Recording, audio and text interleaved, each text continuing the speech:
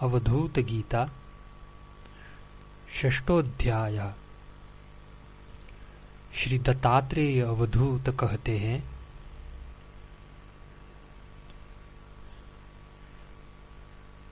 अनेक श्रुतियां कहती है कि आकाश आदि यह संपूर्ण जगत मृग तृष्णा के जल के समान है। यदि एक निरंतर सर्वशिव उपमेय है तो उसकी उपमा कैसे हो सकती है? वह भाग विभाग से हीन पदार्थ है, वह कर्म और अकर्म से हीन परम पदार्थ है। यदि सर्वशिव एक और निरंतर है तो अजन ही किस प्रकार से संभव है और तपस्या ही किस प्रकार से संभव है? मन ही निरंतर सर्वगत है, मन ही अविशाल और विशालता से हीन है, मन ही निरंतर सर्व शिवमय है। यदि मन ऐसा है तो मन और वाणी द्वारा उसका अर्चन किस तरह हो सकता है? यदि वह सर्व शिव एक निरंतर है तो दिन रात्रि का भेद अथवा उदित अनुदित का भेद निराकृत हो जाते हैं। तो सूर्य चंद्रमा व अग्नि का प्रकाश ही किस तरह संभव हो सकता है? यदि सर्वशिव एक निरंतर और सत्य है तो काम विकाम विभेद व चेष्टा विचेष्टा भेद नष्ट हो जाता है। फिर बाहर बाहर भीतर इस प्रकार का भिन्न भेद किस प्रकार हो सकता है?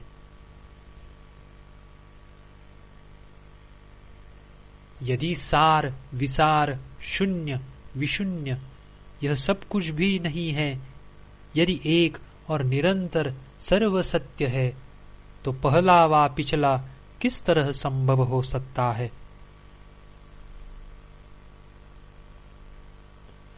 यदि भेद करने वाला और भेद इनसे अलग है, यदि जानने वाला और जानने योग्य इनसे अलग है, यदि एक है और अनंतर रहित और अंतर रहित शिव रूप है तो तीसरा और चौथा कैसे?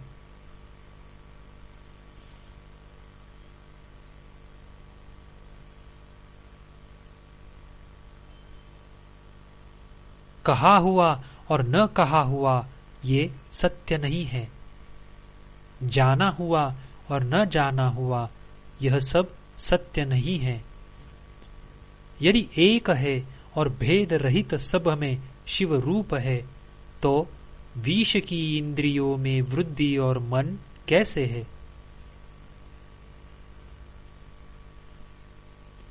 आकाश और पवन ये सच्चे नहीं हैं, पृथ्वी और पवन सच्चे नहीं हैं, और भेद रहित सब में शिव रूप है तो बादल और जल कैसे है? यदि कल्पना किए हुए लोक को दूर करने वाला है, यदि कल्पना किए हुए देवताओं से अलग है, यदि एक है और भेद रहित सब में शिव रूप है तो दोष की बुद्धि कैसे है?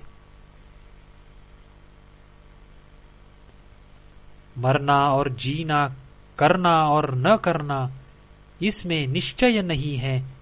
यदि एक है और भेद रहित है, सब में शिव रूप है तो जाना आना कैसे होता है? प्रकृति पुरुष और भेद निश्चय नहीं है, कारण कार्य का भेद नहीं है। यदि एक है और रहित सब में शिव रूप है तो पुरुष और प्रकृति कैसे होते हैं?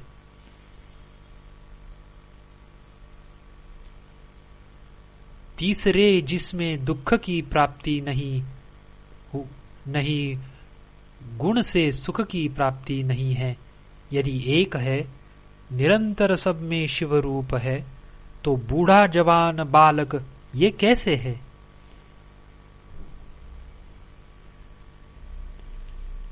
निश्चय आश्रम और वर्ण इनसे अलग है, और कर्ता इनसे निश्चय हीन है। यदि एक है और निरंतर सर्व में सब में शिव रूप है, तो अविनाशी और विनाशी ये बुद्धि कैसे है?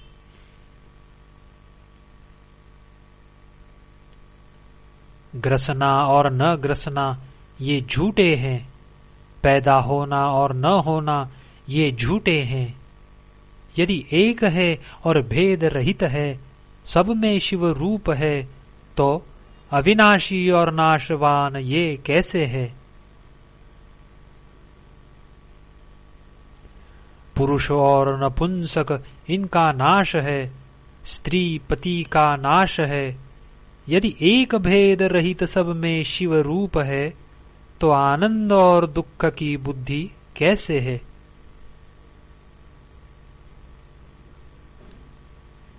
यदि मोह और दुख से हीन है, यदि संशय और शोक से हीन है, यदि एक भेद रहित सब में शिव है, तो फिर अहंकारता कैसे है?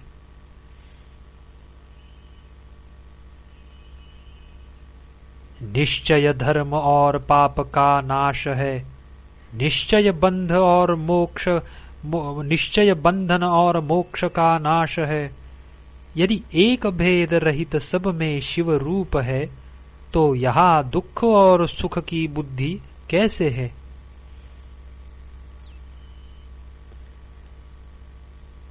याज्ञिक और यज्ञ इनका विभाग नहीं है, न अग्नि और वस्तु का विभाग है।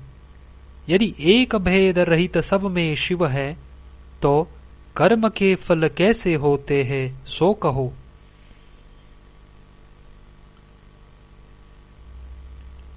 निश्चय शोक और अशोक से अलग है, निश्चय घमंड और नम्रता इनसे अलग है। यदि एक भेद रहित सब में शिव है, तो विषय लालसा और वैराग्य की बुद्धि कैसे है?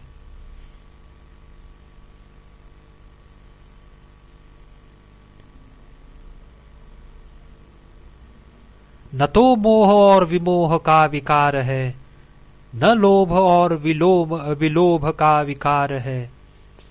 यदि एक भेद रहित सब में शिव है, तो अज्ञान और ज्ञान कैसे है?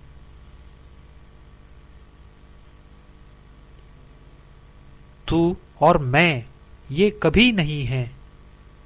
कुल और जाति का विचार झूठा है।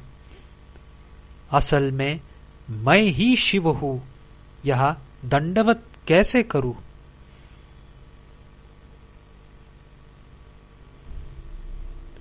गुरु और शिष्य का विचार नहीं है, न उपदेश का विचार है। असल में मैं ही शिव हूं, यह दंडवत कैसे करूं?